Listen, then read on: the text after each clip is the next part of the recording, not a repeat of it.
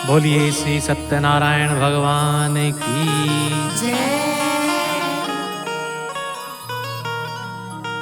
मेरे प्यारे भाइयों बहनों, प्रिय भक्तों, श्री सत्यनारायण व्रत कथा महात्मा का 5वां अध्याय आरंभ करते हैं। तो प्रेम से बोलिए, बोलिए श्री सत्यनारायण भगवान की जय। सूत जी बोले, हे ऋषियों, मैं एक और भी कथा कहता हूं, सो ध्यान से सुनो। प्रजापालन में लीन सद्बुद्धिमान त्वंगध्वज नाम का एक राजा था। उसने भी भगवान श्री सत्यनारायण का प्रसाद त्याग कर बहुत दुख पाया। एक समय वन में जाकर वन्य पशुओं को मारते हुए वह अपने संगी साथियों तथा सैनिकों से बिछुड़ गया। प्यास व थकान से बेचैन हुआ। वह एक बड़ के पेड़ के नीचे विश्राम करने लगा। कुछ देर पश्चात इस पेड़ के समीप ही कुछ ग्वाले आकर प्रेम सहित श्री सत्यदेव जी का पूजन करने लगे। राजा देखकर भी अभिमानवश वहां नहीं गया और न ही नमस्कार किया। और जब ग्वालों ने देखा कि हमारे राजा भी यहीं विश्राम कर रहे हैं, तो वे प्रसन्न हो पंचामृत तथा प्रसाद लेकर राजा के सन्मुख पहुंचे और उन्हें पंचामृत तथा प्रसाद अर्पित किया। परंतु राजा प्रसाद को त्याग कर अपनी सुंदर नगरी को चला गया। श्री सत्यदेव भगवान राजा द्वारा किए गए इस घोर अपमान से रुष्ट हो गए तथा राजा को घोर कष्ट भुगतने का श्राप दिया। भगवान के श्राप द्वारा राजा के सभी पुत्रों की मृत्यु हो गई। पूरा राजमहल शोकग्रस्त हो गया। राजा त्वंगध्वज ने महल पहुंचकर जब अपने सभी पुत्रों की मृत्यु का समाचार सुना तो मूर्छित हो धरती पर गिर गया। मूर्छित अवस्था में ही राजा को एहसास हुआ कि कोई समझा रहा है, कोई बता रहा है कि यह सब तुम्हारी ही अज्ञानता का परिणाम है। एक राजा होकर अपनी प्रजा में तुमने भेद देखा। ग्वालों को निम्न वंश का जानकर उनकी तथा उनके द्वारा किए गए भगवान सत्यदेव के प्रसाद का तिरस्कार किया। जो बड़े आदमी छोटों से बचते वैसा कुचाते हैं, ईश्वर के न्यायालय में वे पाप के भागी माने जाते हैं। भक्तों, मूर्छा खुलने पर राजा जान गया कि यह सब श्री सत्यनारायण भगवान ने ही किया है। तब वह विश्वास कर ग्वालों के समीप गया तथा अपनी मूर्खता के लिए क्षमा याचना की और विधि पूर्वक पूजन कर प्रसाद खाया और अपने महल को गया। तो श्री सत्यदेव भगवान जी की कृपा से सब कुछ पहले जैसा ही हो गया। फिर दीर्घ काल तक सुख भोग कर मरने पर स्वर्गलोक को गया। बोलिए श्री सत्यनारायण भगवान की जय। सूत जी बोले कि हे श्रेष्ठ मुनियों, जिन्होंने पहले समय में इस व्रत को किया है, अब उनके दूसरे जन्म की कथा कहता हूं, सो ध्यान से सुनो।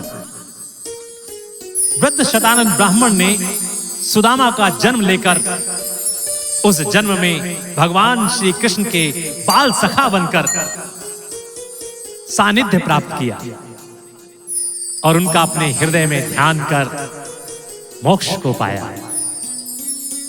लकड़हारा अगले जन्म में भील गुहराज हुआ, जो उस जन्म में श्री रामचंद्र भगवान जी की सेवा कर मोक्ष को प्राप्त हुआ। उल्का मुख नाम का राजा अगले जन्म में राजा दशरथ हुए। वह भी भगवान श्री रामचंद्र जी का सानिध्य पाकर वैकुंठ धाम को प्राप्त हुए। धर्मात्मा, सत्य प्रतिज्ञ, साधु वैश्य अगले जन्म में मोर ध्वज बने, जिन्होंने अपने पुत्र को आरे से आधा चीर कर और श्री कृष्ण भगवान के दर्शन पाकर मोक्ष को प्राप्त किया। महाराजा त्वंगध्वज अपने अगले जन्म में स्वयंभू मनु हुए, जिन्होंने भगवान में स्वयं भक्ति युक्त कर्म कर मोक्ष को प्राप्त किया। तो बोलिए श्री सत्यनारायण भगवान की जय। सूत जी बोले, हे श्रेष्ठ ऋषिगण, ये तो आपने उन कथाओं का श्रवण किया जिन्होंने भगवान श्री सत्यनारायण में विश्वास कर उनका प्रथम बार व्रत व पूजन कर कीर्तन कर अपना वर्तमान जन्म तथा मृत्यु उपरांत अपने अन्य जन्मों को भी किस प्रकार धन्य कर लिया। अब सत्यव्रत के विषय में सुनिए कि यह व्रत क्या है, ये सत्य का व्रत क्या है। तो मुनियों, ये सत्य का व्रत है जो मनुष्य इस कलयुग में एक दिन का भी सत्य बोलने का व्रत रखता है तथा उस दिन परोपकार करता हुआ भगवान श्री सत्यनारायण के भजन कीर्तन में समय व्यतीत करता है, वह मनुष्य मनवांछित फल को पाता है। कलयुग में सत्यव्रत सब व्रतों में उच्च स्थान रखता है।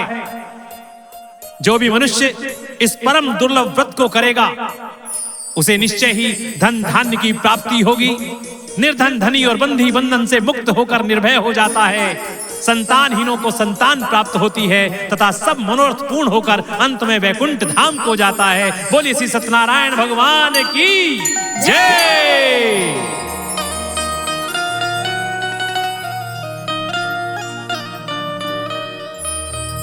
विष्णु भगवान करो कल्याण, विष्णु भगवान करो कल्याण, विष्णु भगवान करो कल्याण, विष्णु भगवान करो कल्याण, विष्णु भगवान करो कल्याण, विष्णु भगवान करो कल्याण, विष्णु भगवान करो कल्याण।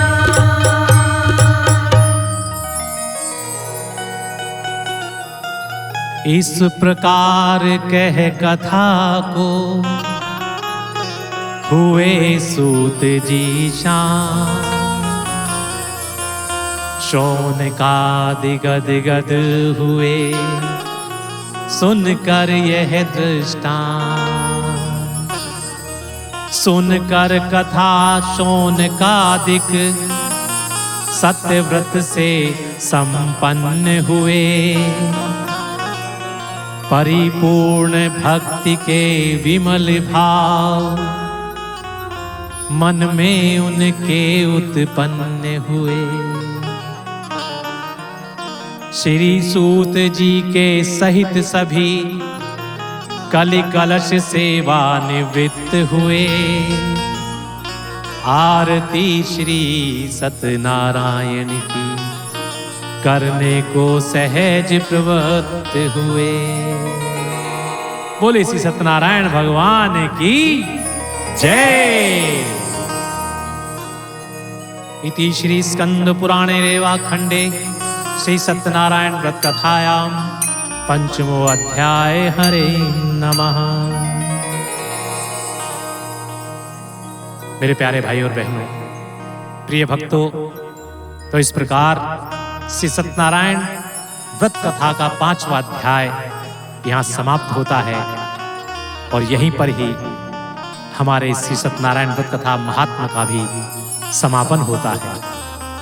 तो सभी हृदय में विष्णु भगवान को धारण करके मेरे साथ बोलेंगे, बोलिए नारायण नारायण नारायण नारायण। बोलिए नारायण नारायण। नारद जी की तरह बोलेंगे, नारायण नारायण नारायण नारायण नारायण नारायण। श्रीमन नारायण नारायण नारायण। श्रीमन नारायण नारायण नारायण। भजमन नारायण नारायण नारायण। भजमन नारायण नारायण नारायण। श्रीमन नारायण नारायण नारायण।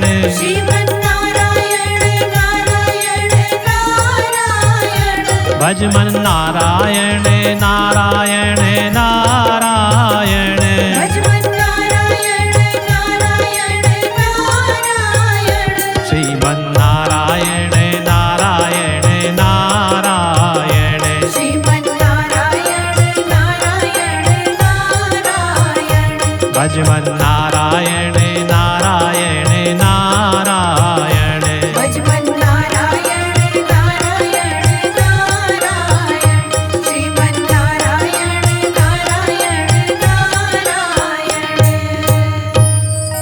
बोलिए श्री सत्यनारायण भगवान की जय।